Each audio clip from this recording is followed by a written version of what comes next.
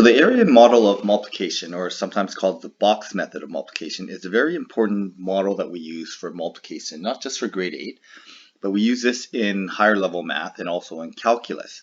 So it's really important to understand how this works, because this is how we look at some really more complex properties of multiplication. But we also just use it to do some basic calculations as well. So if we want to multiply 32 times 22, what we can do is write 32 as a length here, and we can break it apart, or what we call decompose it, into 30 plus 2. So what ends up happening is we conserve the whole length here, and 22 we can break it up into 20 plus 2. So we conserve the whole length this way. So we know that total area must be the same area as 32 times 22. But now, because we've broken up into simpler parts, this multiplication is much easier. So we do 3 times 2 and annex the 0, so we get 0, 0. So we can do 2 times 2 and annex 1, 0.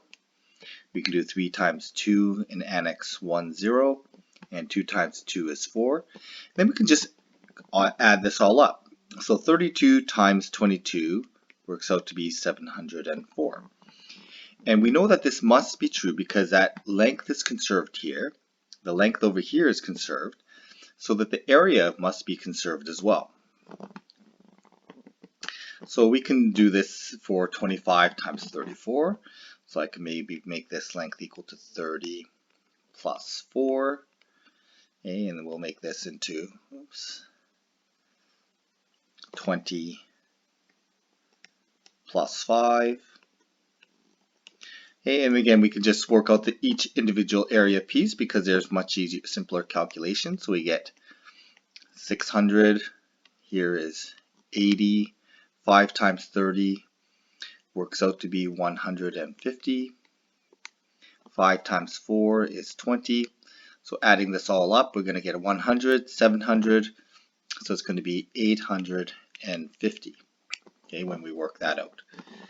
Okay, so this is a great way to work out area. We can also do division with this, because if we want to know these unknown lengths here along the vertical, we have some area and a length, so we can actually find out the other length through unmultiplying or dividing. So for example, we can say that 300 divided by 30 equals 10, because 10 times 30 equals 300. So we can write that in. And we know that the total area here is going to be 456. So we know that it looks like 140 must be split up between these two parts here. Okay, and so we can figure out, what these different pieces are, but by decomposing the multiplication or undoing the multiplication. So in this bottom right hand corner, we get 16. The length is 8. The width here must be 2, because 2 times 8 equals 16, or we can say that 16 area divided by length gives me the other length of 2. So that must be 12 times 38. And when we work this out, okay, we get 80 here, 60 here, and just double check our calculation. Yeah, this should work out. 300 plus 80 plus 60 is 440, plus 16 is 456. So there's our area that we've conserved. Okay, so we can set up a box method for this more complex multiplication. Now there's lots of ways you can do it. If you know your multiples of 21, you could do it as 210 plus 8.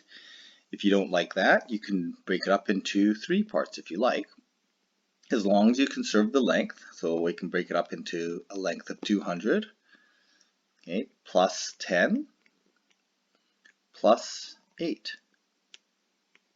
Okay, so that whole length is going to be 218. Now we have 3 parts, but the area is still going to be conserved.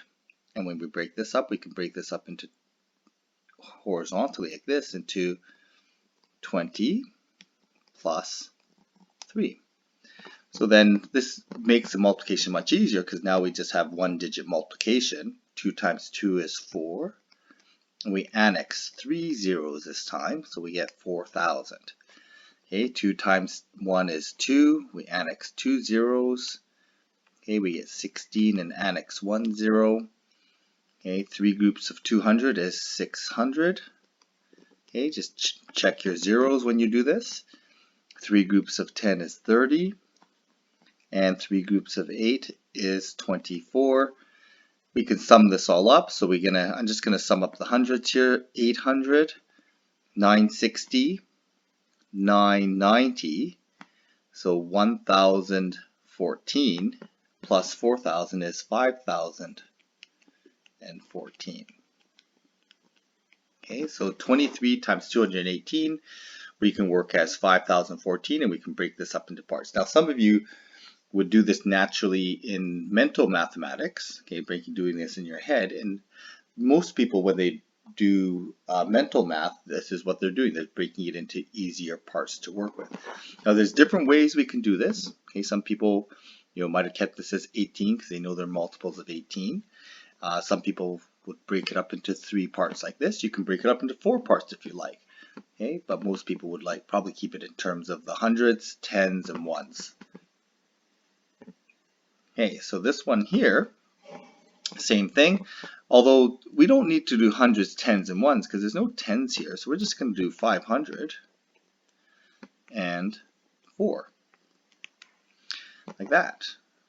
And then for 75, we can do 70 plus 5. And again, some people like to use 25 because they know they're multiples of quarters.